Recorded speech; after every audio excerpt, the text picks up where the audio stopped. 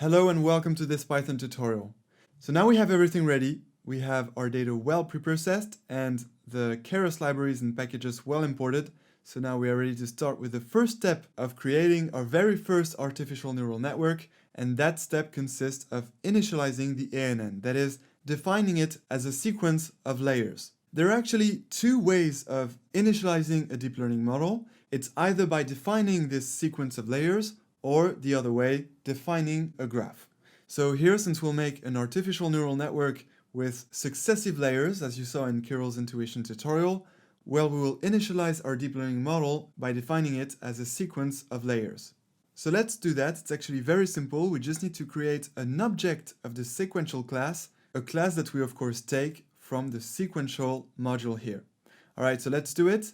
This object that we're going to create is nothing else than the model itself. That is the neural network that will have a role of a classifier here, because our problem is a classification problem where we have to predict a class. So this neural network model is going to be a classifier. And since after we're going to predict the test set results using this classifier name here, well, we will call our model, the neural network that we're going to build, classifier. Here we go. So this classifier object is nothing else than the future artificial neural network that we're going to build.